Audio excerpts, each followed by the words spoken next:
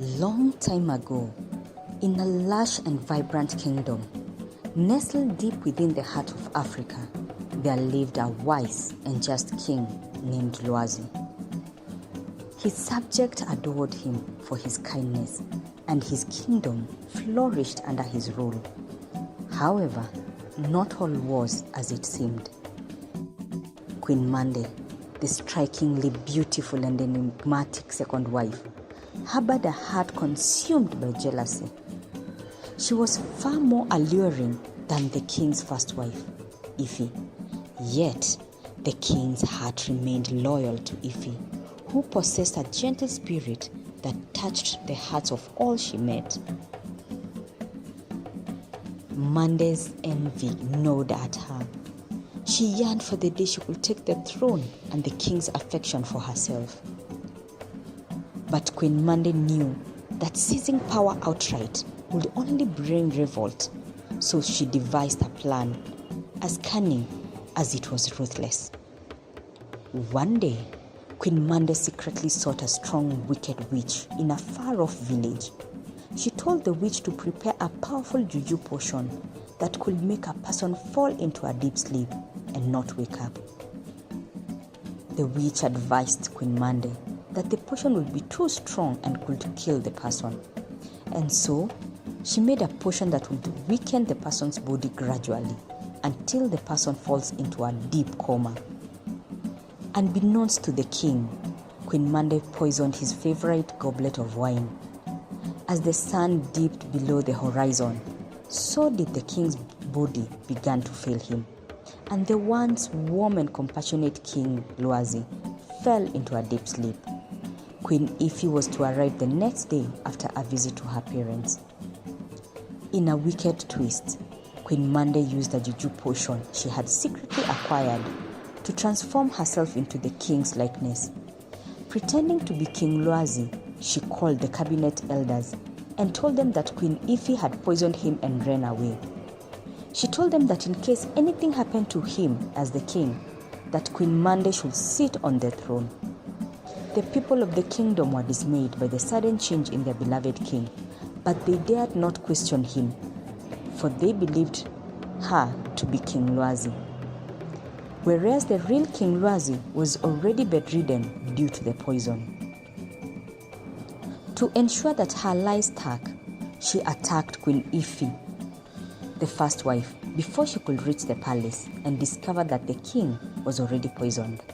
Mande's deceitful plan cast suspicion on Ife.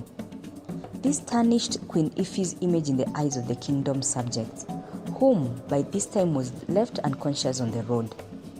Under her rule, the kingdom transformed. Greed and cruelty became the new order of the day, and the land, once filled with joy and laughter, fell into a deep darkness. Queen Mande started wars with other villages, robbing them and taking them into slavery. She forced people into paying more taxes from their harvest, and hunger became the new order of the day. Small children and pregnant women were forced to come and beg for food from the queen. She continued to keep the king in deep sleep by using the juju potion from the wicked witch. In the palace was one young manservant named Chukudi, who was loyal to the first queen and the king. His heart belonged to their first daughter, Princess Tama, and he saw how the evil queen was mistreating her. One night, when the moon shone the brightest, Chukudi and the princess gathered a small group of loyal subjects who still longed for the days of King Loazi and Queen Ife's kindness. Together, they brainstormed on how they can save the king. Chukudi was sent to look for the first queen and find out what really happened. It took him a week and finally found Queen Ife, who was recovering from the injuries sustained from Queen Mande's attack. It is then she realized that it was not her beloved husband, King Loazi, that had attacked her, as he was already in deep sleep due to being poisoned. Together with Princess Tama and with Queen Ife's guidance, they sought for the chief herbalist, who told them that he had been giving Queen Mande a green potion to heal the king. Chukudi remembered that the potion the queen was giving the king was not green, but rather black. They took the green potion from the chief herbalist and planned on how they would administer it to the king. With Queen Mande's always being the one to administer the king's medicine, it proved a bit difficult to access the king. Chukwudi, being the manservant, was tasked with befriending the palace cook and put the green potion in the king's food. The food will then be brought to the princess to feed him, as she would claim to want to feed her father. At first, Queen Mande contested this from the princess, but after several arguments, her advisors told her to avoid any suspicion by letting the daughter start feeding the father. After all, there was nothing she could do to awaken him. For 1 month, the princess fed the king the food that was being brought with the medicine. When the medicine finished, Queen Ify would visit the palace walls in the dead of the night and give the medicine to one of their allies, who will then deliver it to Chukwudi. The medicine took long to work, as the king was being fed both the poison and the medicine at the same time. One fateful day, the king started making some movements while in bed and eventually opened his eyes. Princess Tama was overjoyed, but she told her father to keep pretending to be dead asleep, as he was still very weak and the time was not right for the people to know that he had awakened. She told him everything that had happened in the past 8 months and how her mother, Chukwudi, and some allies had found a way to save him. Queen Mande continued bringing the black poison, but as planned, the king dug a hole near his bed where he would vomit afterwards. After the king was healed, they planned on how to confront the queen.